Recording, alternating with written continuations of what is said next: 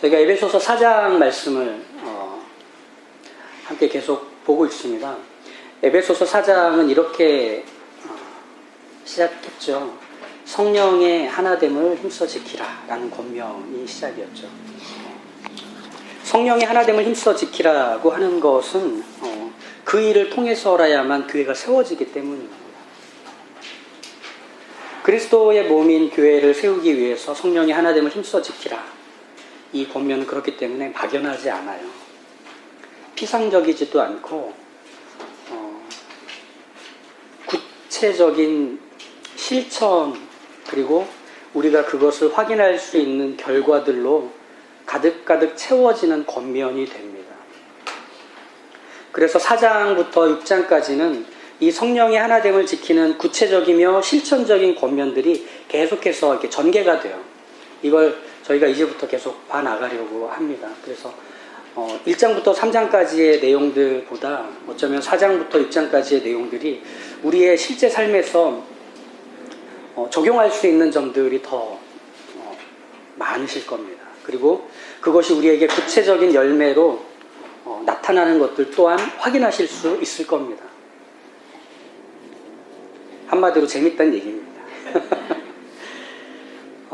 그러면 이제 이 실천적이며 구체적으로 나타나게 될 이 권면의 내용들에서는 우리가 먼저 하나 짚고 가야 되는 점이 있습니다. 그건 뭐냐면 이 권면이 구체적이고 실천적인 것들이라면 이 구체적인 자리를 우리가 먼저 이해할 필요가 있습니다.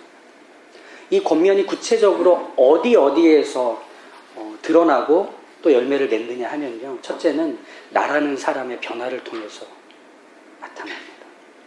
내가 변화된 하나님의 사람, 거듭난 새 사람으로서의 놀라운 정체성이 끊임없이 확인되는 게 우리가 첫 번째로 이 권면을 적용하게 되는 현장이며 국면이 될 것입니다. 근데 이게 우리에게 한편으로는 익숙하지만 또 익숙하지 않은 부분인데요. 이걸 나에게만 적용하는 게 전부가 돼버리는 것은 이 권면이 우리에게 바라는 바는 아닙니다.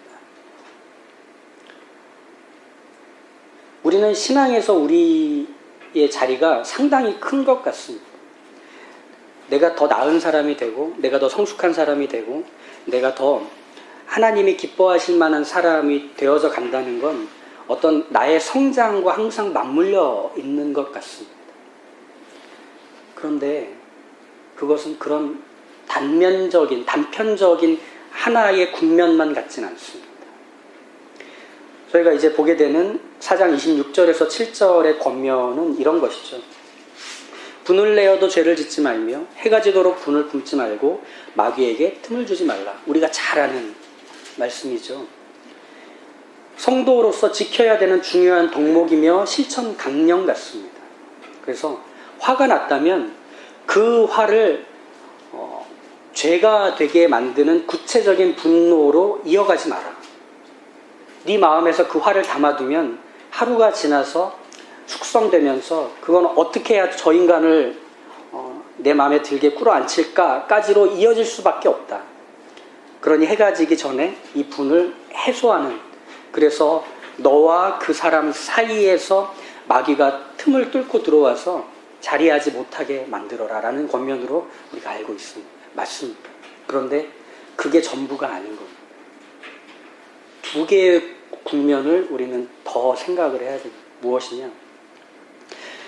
내가 그런 사람으로 산다는 것은 나의 변화와 성장만을 도모하는 것이 아니라 내가 두 발을 딛고 있는 나의 현실에서까지도 이 일들은 점점 구체화되며 실천의 열매로 나타나야 됩니다.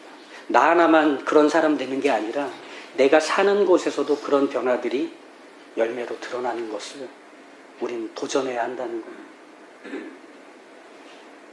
그리고 또 하나는 나의 그런 변화와 성숙이 우리가 머물고 있는 이 교회의 공동체 안에서 구체적인 열매로 나타나야 한다는 것. 이 세 가지 국면, 나와 너와 교회. 이런 적용을 담고 있지 않다면 신앙은 나란 사람 하나 천국 보내기 위해서 독생자가 죽은 일 정도로 끝나는 것뿐입니다. 그럼 이 권면이 왜 이런 세 가지 국면을 갖느냐? 그거 과연 근거가 있는 것이냐? 예수님께서 우리에게 요구하신 한 가르침을 떠올려 보시면 됩니다. 너희는 세상의 소금이고 빛이라고 얘기하십니다. 그런데 소금이고 빛이라는 건 내가 소금이지 내가 빛이지로 끝나는 게 아니라 그 맛을 봐야 하는 사람, 그리고 그것이 있어야 되는 자리에 대한 이어지는 설명이 함께 따라붙는 겁니다. 그래서 마태복음 5장에서 예수님께서 이렇게 말씀하지 않습니까? 너희는 세상의 소금이니 소금이 만일 그 맛을 잃으면 무엇으로 짜게 하리요? 후에는 아무 쓸데없어 다만 밖에 버려져 사람에게 밟힐 뿐이니라. 내가 소금인데 하는 걸로 끝나지 않는다는 거예요. 그 소금을 맛봐야 하고 필요로 하는 자리에까지 가야 한다는 거. 또 너희는 세상의 빛이라.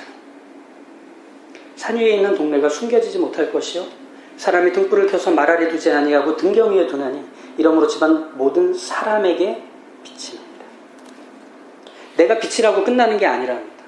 그 빛을 필요로 하는 어두움의 자리, 그리고 그 빛이 있어야만 살 수 있는 그 자리에 내가 있으라는 겁니다. 그래서 소금과 빛은 세상의 소금이며 세상의 빛이라고 얘기하시는 겁니다. 그리고 나라는 사람이 그 일을 하고 죽으면 끝나는 것이 아니라 그 맛이 무엇이고 그 빛이 무엇인지를 이어서 알려주기 위해 우리는 빛들과 소금들이 되라는 겁니다. 이게 바로 교회입니다. 이 세상에 존재하는 교회의 역할이라는 거죠. 그러니 우리의 이 권면, 바울을 통하여 또 성경을 통하여 받고 있는 권면은 항상 이 세 가지 국면을 염두하며 구체화시켜가는 겁니다.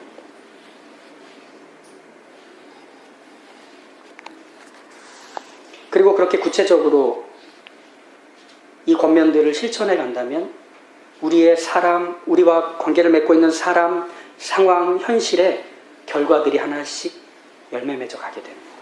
지난주에 그렇게 말씀드렸죠. 우리의 섬김은 성도가 성도되게 하는 결과로 나올 수밖에 없다. 왜? 일하면 결과가 나오기 때문에. 그렇죠? 우리는 그런 자리에 부름받았습니다. 근데 이제 오늘 이 얘기에서 우리에게 조금 더 한 걸음 더 가서 생각해 봐야 할 질문을 던지는 게 무엇이냐면 과연 내가 그걸 하고 있을까입니다. 또 할 수 있을까입니다. 이런 생각 들지 않으세요? 나는 뭐 열매가 잘 맺혀지지 않는 것 같은데 나는 그거 잘 본 적이 없는 것 같은데 둘 중에 하나입니다. 아직 가을이 되지 않은 거죠. 수확의 계절이 오지 않은 거죠. 그냥 이게 싹이 나서 줄기를 피워 올라서 떡잎을 이렇게 내고 있는 중일 수 있는 겁니다. 그건 걱정하지 않으셔도 됩니다. 근데 다만 이제 문제가 뭐냐면 안 한 게 문제죠. 안 하면 안 나옵니다. 그러면 앞서 제가 드린 질문, 뭘 해야 될지 모르겠는데 내가 그걸 할 수 있을까?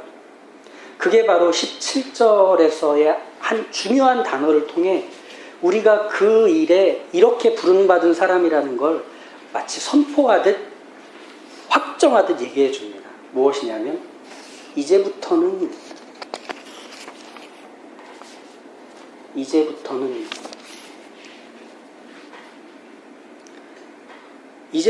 이라는 건 이전과 이후를 가르는, 이전과 이후를 분명하게 구별짓는 단어로 표현되고 있습니다.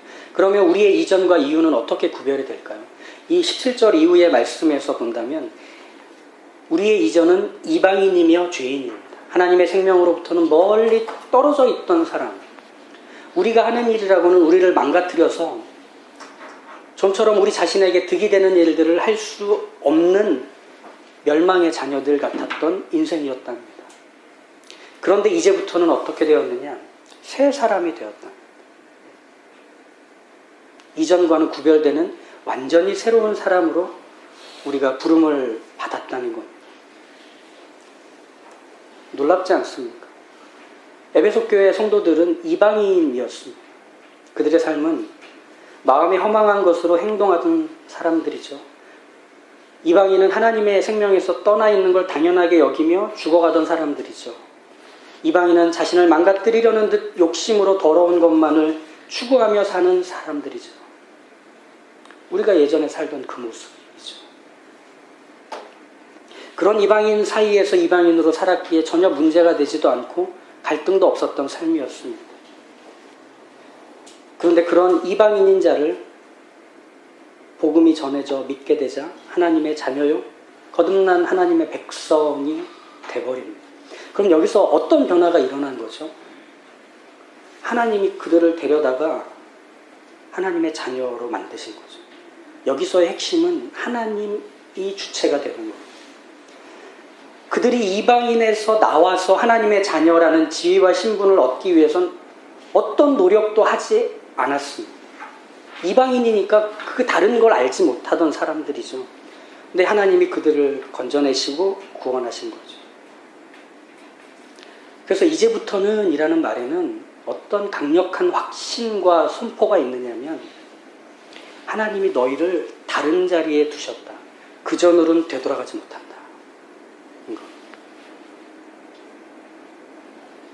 홍해 사건을 떠올려 보십시오. 이스라엘 백성들이 홍해의 바다를 건널 때 바다에 길이 나서 다들 맨땅을 건넙니다. 그들은 다시 되돌아갈 수 없습니다. 그들이 홍해를 가를 힘이 없기 때문이죠. 되돌릴 수 없는 일이 일어난 겁니다. 우리가 구원받았다라고 할 때의 표현이 거듭났다라고 하거든요. 다시 태어났다는 거죠. 산 사람이 죽었다가 다시 태어났답니다. 다시 살았답니다. 다시 어머니 뱃속에 들어갈 필요 없이 그냥 새 사람이 되어버렸답니다. 그전으로는 되돌릴 수 없는 강력한 구분이 생겼다는 것.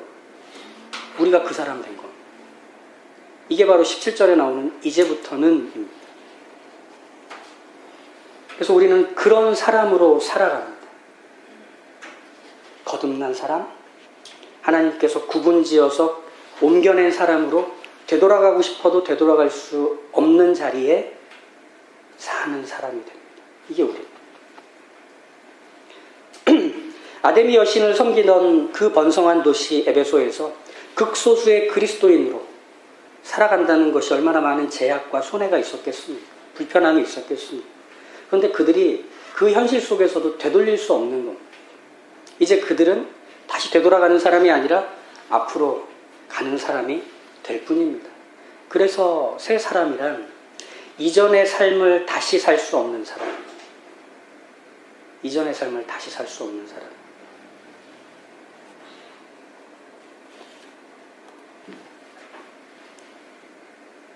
이게 바로 17, 18, 19절로 쭉 이어지고 있는 너희가 어떤 사람이 되었는지에 대한 소개입니다. 그리고 나서 20절이 등장할 때 20절의 말씀, 우리가 참 잘 아는 우리의 마음에 힘이 되는 말씀이죠. 뭐라고 하죠? 오직 너희는 그리스도를 그같이 배우지 아니하였느니라.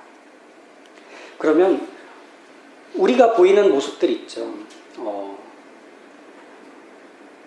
욕심을 부리고 누군가를 미워하고 누군가에게 비난과 억울함을 덤태기 씌워서 그 인간 때문이야라고 하는 어떤 우리의 뭐랄까요, 자기 자신을 지키려고 하는 그런 태도들, 그리고 내 삶의 주인이 나인 것처럼 보이는 모든 수고들은 우리가 다시 예전으로 돌아간 것일까요? 아닙니다. 우리가 배워 알게 된 걸 하지 않은 것뿐입니다. 배워 알게 된 걸 하지 않은 것뿐입니다. 게으름이라고 말해야 합니다. 부주의함이라고 말해야 합니다. 그래서 20절은 이렇게 말할 수밖에 없는 거예요. 너네 다시 돌아갔다. 정신 차려라. 이게 아니라 오직 너희는 그리스도를 그같이 배우지 아니하였다. 배운 대로 이제 해라. 게으름 피우지 말고 해라. 정신 차려서 해야 할 일 하며 살아라. 라고 얘기하는 겁니다. 그래서 새 사람으로 산다는 것은 이제 더는 이방인처럼 살지 않을 테야 라고 하는 정도가 아니라 이제부터는 내 말과 행실과 삶을 살게 하는 원동력이 예수님이 나에게 보여주셨고 알게 하셨고 가르쳐 주셨던 것처럼 할 거야가 되는 거예요. 이해가 되십니까? 그러니까 우리는 하나님께서 우리를 새로운 자리에 옮겨 심으셨다면, 그걸 믿는다면 그 새로운 자리에서 우리는 계속 자라가는, 다시 거꾸로 땅속으로 들어가지 않는다는 것, 다시 씨로 만들어지지 않는다는 것, 아니 씨가 뿌려지기 이전으로 돌아가지도 않는다는 것, 우린 거기서 피어오르게 될 뿐입니다. 우리는 그렇게 새 사람으로 부름을 받았습니다. 제가 지난 옛날 설교에서 한번 했던 기억이 나는데, 전 6학년 때 회심을 했습니다. 그래서 6학년 때 회심을 하고 주일에 그 놀라운 성령의 체험을 하고 난 후에 월요일부터 사람이 완전 달라진 거예요. 그 욕을 잘하던 제가 욕을 안 하는 거죠. 그리고 친구들 괴롭히는데, 그런 학교 다닐 때 그런 친구들 있지 않으셨어요? 또 최장현이지, 그런 친구들. 저였습니다. 또 최장현이지, 아닌데. 그런데 제가 회심한 이후의 월요일부터의 저의 삶은 이제 더 이상 그렇게 불려지지 않는 삶으로 바뀌었습니다. 그런데 이게 전부라면 욕하지 않는 6학년 최장현은 욕하지 않는 40대의 최장현으로 계속 이어져야 될 것 같지 않습니까? 그러니까 저 아저씨는 욕을 안 해, 이걸로 끝내야 되는 거죠. 근데 하나님 그렇게 키우지 않으시더라고요. 그때가 시작이었던 겁니다. 어떤 시작? 왜 욕을 하지 말아야 하지? 내가 욕을 해야 되는 상대는 하나님이 어떻게 여기는 상대인 거지? 그리고 그 사람을 욕을 하는 일보다 축복하고 지지하고 그 사람을 그 사람 되게 하는 일이 무엇이 되어야 하는 거지? 라는 고민으로 이어지는 6학년 이후의 삶을 산 겁니다. 그래서 지금의 제가 되어 간 겁니다. 그리고 앞으로 저는 그 이유를 또 살게 될 겁니다. 우리가 새 사람이 되었다는 건 마치 그것과 같은 것이죠. 시작이 된 겁니다.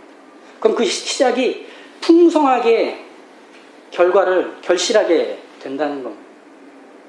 그래서 이 표현과 같은 거죠. 옛사람을 벗어버리고 새 사람을 입는 것. 어쩌면 우리는 신앙생활을 이게 익숙한 방식으로 살아왔는지 모릅니다. 그러니까 도덕적인 결단의 반복을 계속 해왔던 거죠. 거짓말하지 말아야지, 남 험담하지 말아야지, 술 먹지 말아야지, 공부 열심히 해야지, 성실하게 일해야지, 이런 어떤 결심과 노력, 자기의 다짐만이 이 신앙생활을 계속해 나가는 동력이 되고 목표가 될 거라고 우리는 생각했던 사람들입니다. 사실 그렇게 많이 배웠어요. 그렇게 많이 배웠어요. 근데 이건 그거에 불과해요. 6학년 최장현이 욕하지 말아야지, 근데 40 넘은 최장현이 욕하지 말아야지, 이렇게 하는 것과 같은 겁니다. 해야 될 걸 안 한 것뿐입니다. 옷을 벗었으면 빨아야죠. 그럼 빨고 홀랑 벗고 있습니까? 옷을 빨려고 벗었으면 새 옷을 입고 있어야죠. 이 표현입니다. 옛사람을 벗고 그랬으면 이제 새 사람을 입어 살아야 가라는 겁니다. 왜 거짓말을 하지 말아야 할까? 왜 다른 사람을 험담용 먹잇감으로 전락시키지 말아야 할까? 왜 공부를 열심히 해야 할까? 왜 성실하게 일해야 할까라고 하는 그 사실들을 앞서 말한 세 가지 국면 안에서 하나씩 하나씩 구체적으로 적용해 나가는 겁니다. 넓혀가는 겁니다. 옛사람을 벗는 것으로 끝나는 게 아니라 새 사람을 입는 것으로 우리는 그렇게 커간다는 겁니다. 우리가 그 자리에 부름받은 거죠. 우리가 그 자리에 부름받은. 그러면 우리는 이런 사람이 되어야 합니다. 괄목상대의 사람이 되어야 합니다. 눈을 비비고 상대를 다시 보는 거예요. 얘가 그 사람이야? 그 사람 맞아? 라고 할 정도로 어제보다는 오늘이 더 성숙한 사람, 오늘보다는 내일이 더 성숙할 걸 기대할 수 있는 바로 그 사람의 삶을 우리가 사는 겁니다. 그냥 딱딱하게 굳어져만 가는 사람이 아니라 있는 걸 끊임없이 되뇌이고 되뇌이는 반복으로 끝나는 인생이 아니라 저 사람이 살았던 인생의 가장 끝은 저 사람의 가장 아름다운 성숙의 정점이었다라고 말할 수 있는 그 삶을 사는 게 우리에게 주어진 새 사람의 삶입니다. 이제 우리는 그것을 위해 바울이 얘기하는 구체적인 겉면들에 들어갈 겁니다. 그 겉면이 나의 정체성을 만드는 자리에서, 내가 두 발을 딛고 있는 현실에서, 그리고 나를 불러 세우신 교회에서 어떻게 하나씩 실천과 열매를 맺어가는지를 우리 함께 고민했으면 좋겠습니다. 그래서 우리의 신앙, 우리의 삶, 그리고 하나님이 우리에게 주신 부르심의 소명은 우리가 확인할 수 있는 결과로 반드시 나타날 겁니다. 바로 이것을 기대하시고 소망하시고 우리가 새 사람 되었다는 것이 무엇인지를 평생을 통해 맛보아 알아가시는 하나님의 자녀의 생애가 되시길 간절히 축복합니다. 기도하겠습니다.